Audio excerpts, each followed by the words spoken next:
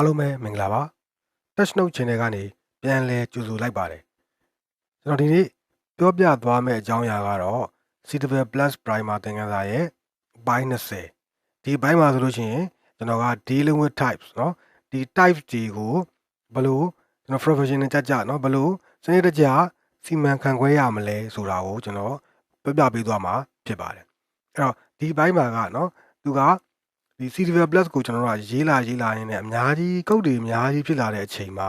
ကျွန်တော်တို့သုံးရတဲ့ data type တွေ data variable တွေကလည်းရှုပ်ထွေးလာတယ်အဲ့ဒီခါမှာကျွန်တော်တို့ကဒီရေးရတဲ့ programmer တွေအတွက်เนาะအဆင်ပြေစေမဲ့ကျွန်တော်တို့ကဒီ dealing with type ဆိုတဲ့ type တွေကိုကျွန်တော်ဘယ်လိုကင်တွယ်ဖြည့်ရှင်းရမလဲဆိုတဲ့အကြောင်းကိုပြောပြပေးသွားမှာဖြစ်ပါတယ်အဲ့တော့ကျွန်တော် program ကျွန်တော်ရေးတဲ့အခါမှာပေါ့နော်ကျွန်တော်တို့ program ရေးတဲ့အခါမှာ Citadel Plus မှာဆိုလို့ရှိရင်ဒီလိုမျိုးပေါ့နော်ဒီလိုမျိုးစချိတဲ့ဖြင့်ဒီလိုမျိုးရှည်လျားလာတဲ့ type တွေကိုကျွန်တော်ခဏရိုက်ပြီးတော့ကြီးညာရတယ်ဒီကလေးလိုရတဲ့အခါမှာကျွန်တော်တို့เนาะကြာလာတဲ့အခါမှာကျွန်တော်တို့ကညီးလာတယ်ပေါ့နော်ပြင်းလာတယ်ဒါမှမဟုတ်ကျွန်တော်တို့ကဒီ expression တစ်ခုကနေထွက်လာတဲ့ရလက်ကဘာ type ဖြစ်မလဲဆိုတာကိုကျွန်တော်တို့ကအများကြီးစဉ်းစားလာရတယ်ဆိုလို့ရှိရင်ဒီပြဿနာတွေကိုဖြေရှင်းဖို့ Citadel Plus မှာအလန်းစားနည်းလမ်းတွေရှိပါတယ်เนาะအဲ့ဒါလို့ရှိရင်ကျွန်တော်တို့ကဘာလဲဆိုလို့ရှိရင်ဒီtype alias auto နဲ့ DEC ရဲ့ type เนาะအဲ့တော့ဒါဒီမှာဆိုလို့ရှိရင်ကျွန်တော်က Citadel Plus ရဲ့ type management အကြောင်းကိုကျွန်တော်ပြပြပေးသွားမှာပါเนาะ complex ဖြစ်တဲ့ type တွေကိုနာမည်ပြောင်းပေးပြီးတော့ကျွန်တော်က name ပေးပြီးတော့အလွယ်သုံးလို့ရအောင်လုပ်တဲ့ type alias အကြောင်းเนาะဒီကောင်ပြီးတော့ compiler ကိုကျွန်တော်က auto type ရှာခိုင်းတယ် auto နဲ့ပြီးရင်ဒီ DEC ရဲ့ type တို့ရဲ့ကွာခြားချက်တွေကိုကျွန်တော်ဥပမာတွေနဲ့ပြပြပေးသွားမှာဖြစ်ပါတယ်အဲ့တော့ဒါလေးမစခင်ကျွန်တော် channel ကို subscribe မလုပ်ရသေးရင် subscribe လုပ်ထားပေးခဲ့ဖို့ကျွန်တော်မြတ်တာရက်ခံပါတယ်เนาะဟုတ်ပြီအဲ့ကျွန်တော်စလိုက်မယ်အဲ့တော့နံပါတ်1ကကျွန်တော်တို့က type alias ပေါ့เนาะ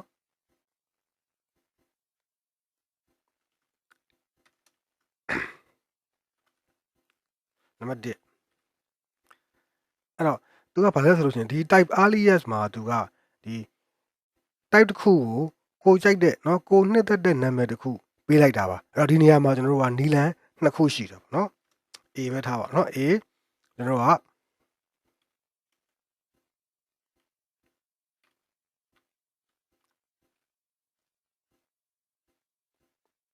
တိုက် DEF เนาะဒါကကျွန်တော်တို့ကဟိုးအရင်ကတည်းကသုံးခဲ့တဲ့နီလန်ပေါ့เนาะဒီလိုမျိုး type DEF ဒီလိုရေးလိုက်လို့ရှိရင်ဒီ widget ဟာတပယ်နဲ့အတူတူပဲဖြစ်သွားပါပြီเนาะနောက်နီလန်ကကျတော့ကျွန်တော်တို့က using ကိုသုံးတယ် to နော်ဒီ using ကိုသုံးတဲ့နည်းကကြတော့ကျွန်တော်တို့က Citadel Plus 11 standard ပေါ့နော်ပို့ပြီးတော့ခင်မီတဲ့နည်းလမ်းဖြစ်တယ်အဲ့တော့သူ့ကိုသုံးမယ်ဆိုရင်ကျွန်တော်တို့က using ပေါ့နော် si sys item ကကျွန်တော်တို့ဟိုးအရင်သင်ခန်းစာမှာကျွန်တော်တို့ header file တွေကနေ class ပေါ့နော် using si sys item ဆိုလို့ရှိရင်ကျွန်တော်တို့က si ဒီ sys item ဖြစ်သွားပါပြီအဲ့တော့တစ်ခု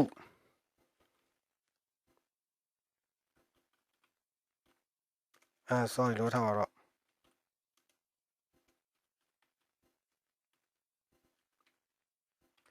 ဒါဆိုလို့ရှိရင်ကောက်ကကျွန်တော်တို့က integer ကျွန်တော်ဖြစ်သွားပြီเนาะ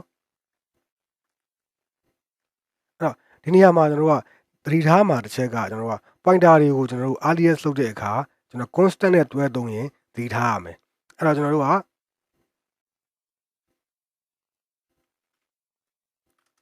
ဒီလိုရှိတယ်ပေါ့နော်အဲ့တော့ဒီလိုရှိတဲ့နေရာမှာဒီနေရာမှာကျွန်တော်တို့ကဒီ CSTR ဆိုတာကเนาะ constant pointer to char pointer က constant ဖြစ်နေတာအဲ့တော့သူက pointer to constant char เนาะ constant character ကိုထောက်ထားတဲ့ pointer မဟုတ်ဘူး pointer ကိုထောက်ထားတဲ့ constant character ကိုထောက်ထားတဲ့ constant pointer เนาะဒါလေးကိုကျွန်တော်တို့ကသတိထားရမယ်เนาะနောက်တစ်ခုကကြတော့ဒါကျွန်တော်တို့ကဒီ type alias ပေါ့เนาะနောက်တစ်ခုကကြတော့ကျွန်တော်တို့က auto type specifier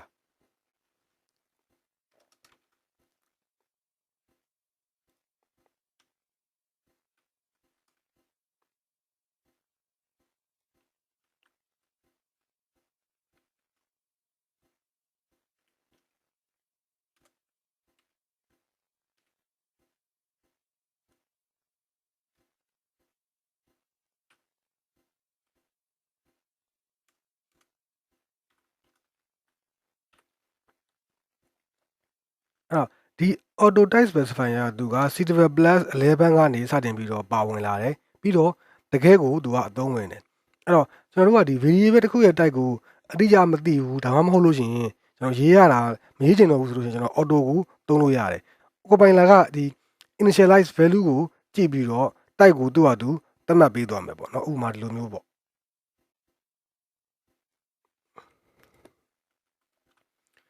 လို့ဆိုရင် var1 နဲ့ var2 ရဲ့ type တွေကိုကြည့်ပြီးတော့သူ့ဟာသူဒါကျွန်တော်တို့က auto သတ်မှတ်ပေးသွားမှာအကယ်၍ var1 နဲ့ var2 ဒီ integer ဆိုလို့ရှိရင်ဒီ item ရဲ့ type ကလည်း integer ဖြစ်သွားမယ်တပယ်ဆိုရင်တပယ်ဖြစ်သွားမယ်ပေါ့နော်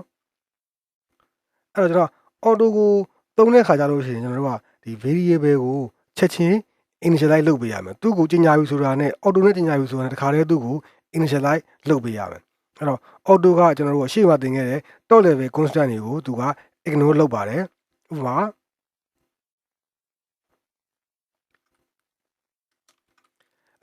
လူမျိုးရေးရဆိုလို့ရှိရင်ကျွန်တော်က b ဟာကျွန်တော် constant integer မဟုတ်ဘဲနဲ့ရိုးရိုး integer ဖြစ်နေတာเนาะရိုးရိုး integer ဖြစ်သွားမှာပေါ့เนาะ constant ဆိုရင်ဒါတော့လည်းပဲ constant ဆိုလို့ရှိရင်သူဒီ integer မဟုတ်ဘဲနဲ့သူဒီ bci ဆိုလို့ရှိရင်သူဒီ constant မဟုတ်ဘဲနဲ့ရိုးရိုး integer ပဲဖြစ်သွားပါမယ်တကယ်လို့ constant ဖြစ်စေချင်လို့ရှိရင်ကျွန်တော်တို့က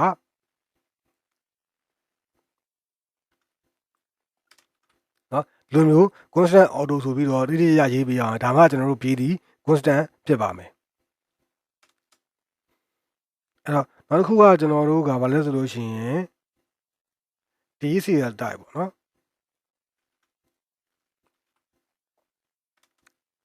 အဲ့တော့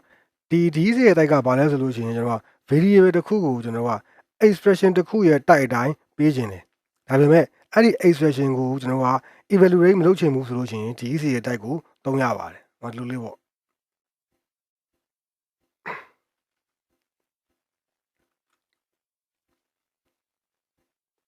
ဒီစီရဲ့ type ဆိုပြီးကျွန်တော်ဒီလိုကြီးညာလိုက်တဲ့ sum sum has the return type of f เนาะအဲ့တော့ sum ကဒီ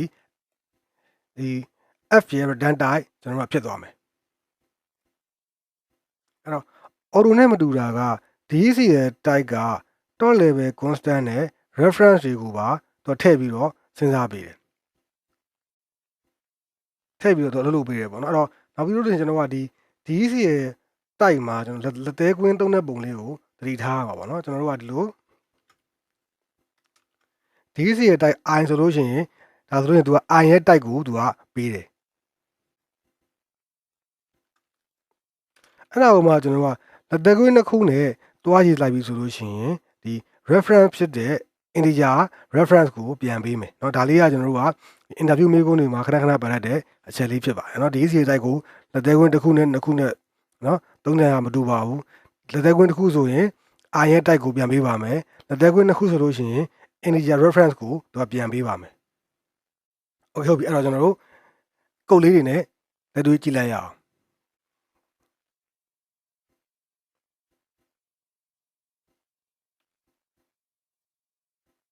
ပထမဆုံးကျွန်တော်တို့ကเนาะ type alias ပေါ့เนาะ name နာမည်ပြောင်းပေးမယ်ပေါ့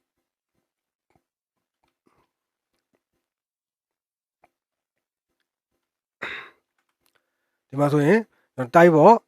တပယ် type dv ရတပယ် widget ဆို widget ကကျွန်တော်တို့ကဒီ widget ကတပယ်ရဲ့ alias ဖြစ်သွားတယ်ပေါ့เนาะအဲ့တော့ widget base လို့ရေးတာဒီ base ကတပယ်ဖြစ်သွားမယ် p is တပယ် pointer ဖြစ်သွားမယ်အဲ့တော့ဒီ widget နေရာမှာကျွန်တော်တို့ကတပယ်လို့ပြီးတော့ကျွန်တော် run တဲ့အခါမှာတပယ်ဆိုပြီးတော့အစားဝင်သွားမှာဖြစ်ပါတယ်ဒီလိုလေးကပိုရှင်းမယ်အဲ့ဒီမှာကျွန်တော်တို့က type dv widgets type dv integer ကောက်ဒါကျွန်တော် variable တင်ကြတာမဟုတ်ဘူးเนาะ type alias လောက်တယ်အဲ့တော့ widgets hr ဆိုပြီးခုမှဒီမှာကျွန်တော်တို့က variable တင်ကြမှာ widget hr equal to 50.25လူရေးလိုက်တာဒီ double hr လို့ရေးလိုက်တာ ਨੇ ကျွန်တော်တို့ကအတူတူပါပဲเนาะဒီ widget ဆိုတော့လကပေါ့เนาะလကကိုကျွန်တော်တို့ကသူ့ type အဖြစ်သတ်မှတ်လိုက်တာပေါ့ count dot equal to 0dot ဆိုရတာကျွန်တော်တို့ကသူ့ရဲ့ type ဒီ integer type ပါ integer ဖြစ်သွားမယ်အဲ့ဆိုလို့ရှိရင်ဒီ count ဒီ integer ကျွန်တော်တို့က integer မျိုးစာ variable dot เนาะအဲ့တော့ဒါဒီကျွန်တော်တို့ကဒီမှာ type ဒီရဆို widgets base เนาะဒီမှာပါဆိုပြီးတော့pointer ကြီးညာခဲ့တယ်အဲ့သူ့ကိုကျွန်တော်ထုတ်ကြည့်လိုက်မယ်ဆိုလို့ရှိရင် hr ကိုထုတ်ကြည့်မယ်ဆို type ကိုထုတ်ကြည့်မယ်ဆိုလို့ရှိရင်သူဒီကျွန်တော်တို့ကတပယ်လို့ ပြမယ်ပေါ့နော်တော့ဆိုလို့ရှိရင် integer လို့ပြပါမယ်ဆိုတော့ကျွန်တော်တို့သူ့ကိုကျွန်တော် run ပြီးတော့ထုတ်ကြည့်လိုက်ရအောင် dealing with type နော်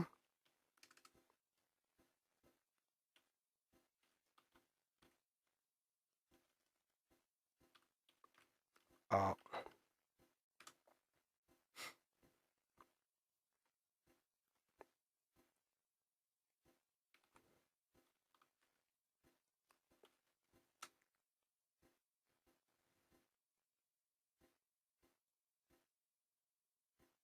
save ဖို့မေ့သွားတယ် okay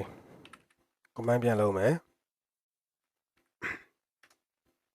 အဲ့တော့ type of hr ဒီဆိုတော့ d ပေါ့နော် d ဆိုတာတပည့်ကိုပြောချင်းဖြစ်ပါတယ် type of dot ဒီကျွန်တော်တို့က I integer ကိုပြောချင်းဖြစ်ပါတယ်အဲ့တော့ဒီနေရာမှာကျွန်တော်တို့ကသူ့ကို type ကိုကျွန်တော်တို့က weight ဆို weight နဲ့ count ဆိုပြီးပေးခဲ့ပေမဲ့ weight နဲ့ count ဒီတပည့်နဲ့ integer ရဲ့ alias ဖြစ်ပါတယ်ဒါဆိုလို့ရှိရင်တော့မျက်စိရဲ့မြင်သွားပြီထင်ပါတယ်နော်ဒီက using ပေါ့နော်အဲ့တော့ using si ကျွန်တော်တို့က integer အဲ့တော့ si ကိုကျွန်တော်တို့က integer ကိုကြီးညာမယ်ဆိုလို့ရှိရင်ကျွန်တော်တို့က si ဆိုပြီးတော့ကျွန်တော်တို့ကကြီးညာလို့ရသွားပါပြီ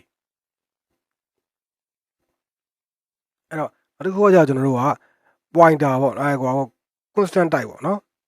constant type နဲ့ type alias မှာကျွန်တော်သတိထားမှာကကျွန်တော်တို့က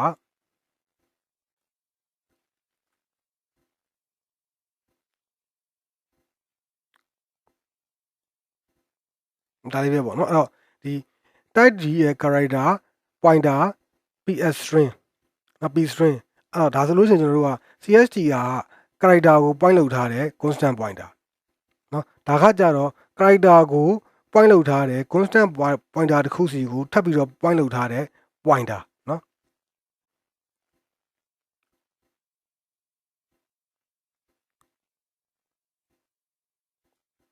โอเคတော့ကျွန်တော်ရှင်းအောင်ထပ်ပြောမယ်ဆိုလို့ရှိရင်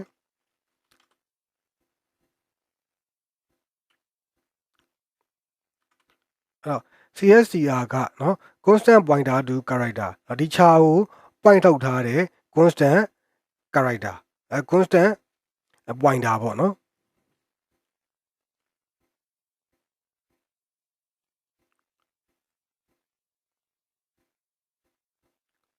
โอเคနော်အဲ့ပြီးရင်ကျွန်တော်တို့က auto အဲ့တော့ auto လို့ကျွန်တော်ဒီမှာရေးကြည့်လိုက်မှာပေါ့နော်အဲ့တော့ကျွန်တော်တို့ကဒီမှာ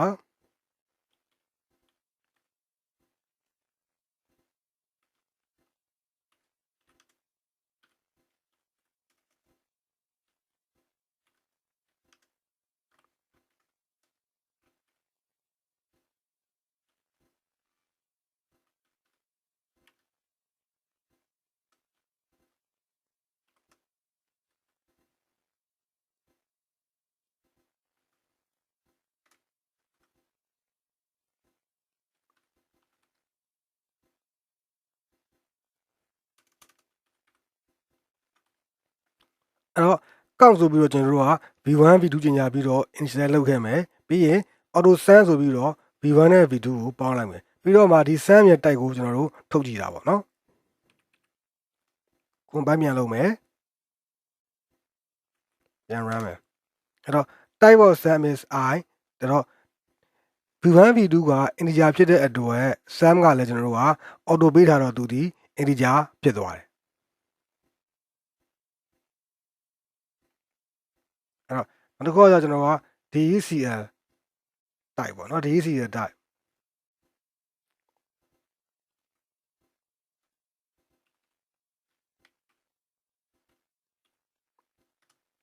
အဲ့တော့ DECL type ကကျွန်တော်တို့ကဒီလိုမျိုးလေးအဲ့တော့ function ကနေ return ပြန်လာမဲ့ type က sum ပေါ့နော်အထဲကိုကျွန်တော်တို့ကဒီ x integer ကျွန်တော် variable တစ်ခု initialize လုပ်ရမှာပေါ့နော်အဲ့တော့ဒီ sum ဒီ f က return ပြန်လာမဲ့နော် type နဲ့အတူတူပဲဖြစ်ပါတယ်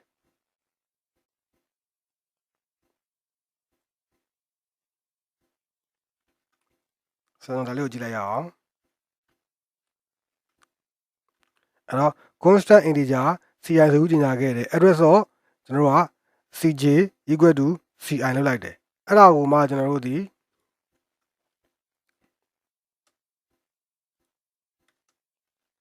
အဲ့တော့ DECL type နော် ci ဆိုပြီးတော့ x equal to 0ထည့်လိုက်တယ်အဲ့တော့ဒါဒီကျွန်တော်တို့ကနော် ci ဒီကျွန်တော်တို့က constant integer ဖြစ်တဲ့အတွက် dc ရဲ့ type ဒီကျွန်တော်တို့ကသူကကြတော့ဒီဟာတွေကိုထည့်စဉ်းစားတာဖြစ်တဲ့အတွက်ဒီ x ဒီ constant integer ဖြစ်ပါမယ်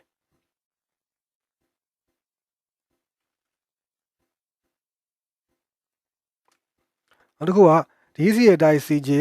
y ဆိုပြီးတော့ကြီးညာတယ် cj ကဒီမှာဒီ reference ယူထားတာဖြစ်ပါတယ်အဲ့တော့ y ဒီ constant integer reference ဖြစ်ပါတယ်ဒီမှာထောက်ထားတယ် constant integer reference y เนาะ constant integer x အဲ့တော့ဥပမာနဲ့ကျွန်တော်ကြည့်လိုက်ရအောင်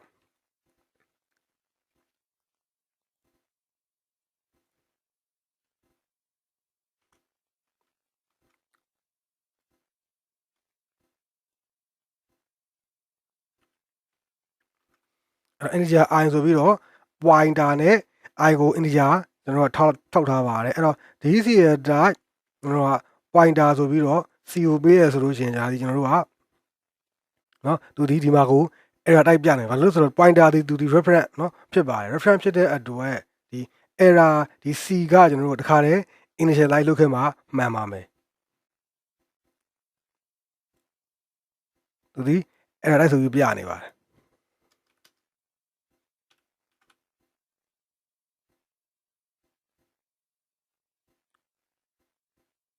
ဒီမှာနော် initialize လုပ်မှရပါမယ်သူ့ကိုကျွန်တော် run ကြည့်လိုက်မယ်နော်တေချာပါအောင် combine လုပ်မယ်ဆိုတော့ error တက်ပါပြီเนาะဒီမှာ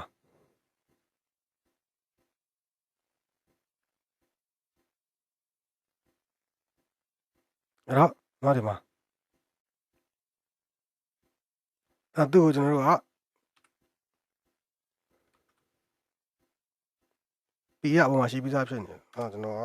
အဲလို့ပေးလိုက်မယ်เนาะ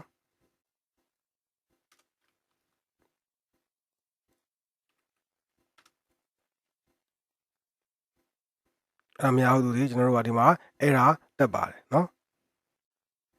c is ဒီမှာဒါကျွန်တော်ပေးခဲ့တာပေါ့သူ့ကိုကျွန်တော်တို့တခါတည်း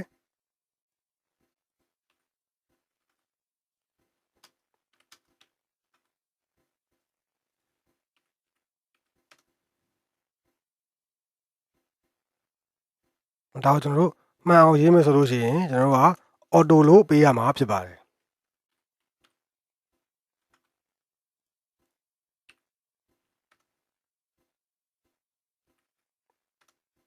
ဒါဆိုကျွန်တော်တို့ run လို့ရသွားပြီပေါ့เนาะကျွန်တော်ဒီလိုကပေးလို့မရဘူးဖြစ်ပါတယ်ခုနလိုမျိုးကျွန်တော်ဒါဆိုလို့ရှိရင်ပေါ်နေဆိုလို့ရှိရင်ဒီကောင်းရဲ့နေရာမှာသူ့ရဲ့ထွက်လာမဲ့တန်ဖိုးတွေကျွန်တော်တို့က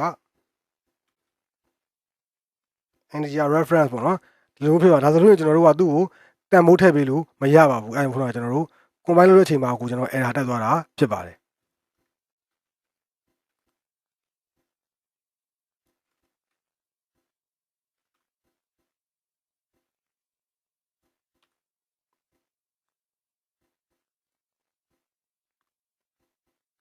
အဲ့တော့ဒီကောင်လေးကိုကျွန်တော်တို့ကြည့်လိုက်အောင်ဒါကျွန်တော်တို့က integer i ဆိုပြီးတော့42ထည့်ခဲ့တယ်เนาะအဲ့တော့ကျွန်တော်ဒီမှာ dc ရဲ့ type เนาะခွင်းစာခွင်းပိတ်တစ်ခုနဲ့ i ဆိုပြီးတော့ကျွန်တော်တို့က e လို့ကျွန်တော်တို့ကညညာလိုက်တယ်ဒါဆိုလို့ချင်းသူကဒီ dc ရဲ့ type i ရဲ့နေရာမှာကျွန်တော်တို့ run တဲ့အခါမှာ int ဆိုပြီးသူကဖြစ်သွားမှာပေါ့เนาะအဲ့ဒါဆိုရင်သူကဒီခွင်းတစ်ခုဆိုလို့ရှိရင် variable type ကိုပြန်ပေးတယ်အဲ့သူ့ကိုကျွန်တော်ထုတ်ကြည့်လိုက်တယ်เนาะပြီးရင် dc ရဲ့ type ခွင်းစာခွဲပိတ်နှစ်ခုနဲ့ i ဆိုပြီးတော့ expression ပုံစံရေးလိုက်တယ်အဲ့တော့ဒီလိုရေးလို့ရှိရင်သူက i ကကျွန်တော်တို့က integer ဖြစ်တဲ့အတွက် integer reference เนาะဝင်သွားမှာအဲ့တော့ဒီနေရာမှာသူကတကယ်တန်းကုတ် run တဲ့အခါမှာကျွန်တော်ကဒီလိုဖြစ်သွားမယ်အဲ့တော့ integer reference ဒီဖြစ်တဲ့အတွက်ဒီတဲကိုကျွန်တော်တို့ကเนาะဒီ literal တန်ဖိုးကိုတိုက်ရိုက်ထည့်လို့မရတော့ဘူး variable တစ်ခုနဲ့ reference သူ့ကိုထည့်ရမှာဖြစ်တဲ့အတွက်ကျွန်တော်က i ကိုဒီမှာပြန်ပေးလိုက်တယ်ပေါ့เนาะသူ့ကိုကျွန်တော်က run ကြည့်လိုက်မယ်ဆိုရင်ဒီလိုရမှာပေါ့နော်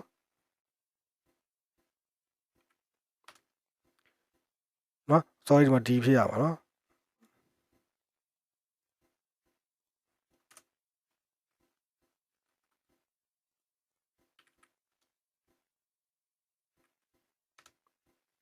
လို့ရှိရင်တိုက်ဘော e ကလည်း I တိုက်ဘော d ကလည်း I ဆိုတော့ကျွန်တော်တို့ integer ဖြစ်တယ်အဲ့တော့ဒီနေရာမှာကျွန်တော်က d ကိုကျွန်တော်တို့ကသွားပြောင်းလိုက်လို့ရှိရင် I မှာတန်ဖိုးလည်းကျွန်တော်တို့ပြောင်းသွားလိမ့်မယ်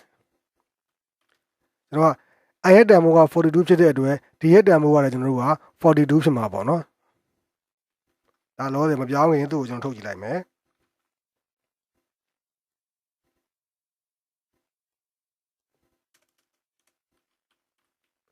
value of d ပေါ့နော်ဆိုပြီးတော့ d ထုတ်လိုက်မယ်အပြီးရင် d ကိုကျွန်တော်တို့က60ပေးလိုက်မယ်ပြီးရင်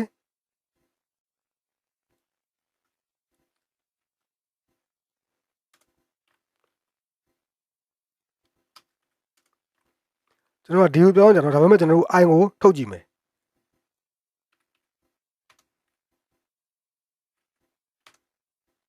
အဲ့တော့ value of d ဒီကျွန်တော်ပထမတစ်ချိန်မှာ42 d ကိုကျွန်တော်တို့က60ပြောင်းလိုက်တယ် value of I ဒီ60ဖြစ်သွားတယ်เนาะအဲ့ဒါဒီ reference ရဲ့သဘောတရားလေးပါကျွန်တော်တို့ရှေ့အပိုင်းဒီမှာ reference နဲ့ pointer အကြောင်းမှာကျွန်တော်ပြန်ကြည့်ရင်ကျွန်တော်ရှင်းပါတယ်เนาะဒါဆိုလို့ရှိရင်သူက reference ဒီကျွန်တော်ကဒီ integer I ကိုကျွန်တော်က alias ပေးလိုက်တဲ့သဘောအဲ့တော့ d ကိုပြောင်းရင် I လည်းလိုက်ပြောင်းသွားပါမယ်အဲ့ d ရဲ့ expression ဒီ integer reference ထွက်သွားတာဖြစ်ပါတယ်အဲ့တော့ d ဒီ I ကို reference လုပ်ထားတဲ့ variable ဖြစ်ပါတယ်အဲ့တော့ reference မှာကျွန်တော်တို့ဒီ literal တန်ဖိုးကိုတိုက်ရိုက် assign လုပ်လို့မရပါဘူး variable တစ်လုံးကို assign လုပ်ပေးရပါတယ်အဲ့တော့ဒါဆိုလို့ရှိရင်ဒီ daily win type အကြောင်းကိုကျွန်တော်သဘောပေါက်သွားပြီနည်းနည်းလေးတော့နားလည်သွားပြီထင်ပါတယ်ကျွန်တော်ဗီဒီယိုကြည့်ပြီးတော့ကုတ်လေးတွေကိုလည်းရေးပြီးတော့ output လေးတွေထုတ်ကြည့်ဖို့ကျွန်တော်တိုက်တွန်းပါတယ်အဲ့တော့ဒီ concept တွေကိုကျွန်တော်ကနားလည်သွားပြီဆိုလို့ရှိရင်ဒီ CDV Plus เนาะရေးတဲ့အခါမှာပို့ပြီးတော့ဒီ professional ကြရေးနိုင်ဖို့အထောက်အကူပြုပါတယ်အဲ့တော့ဒီ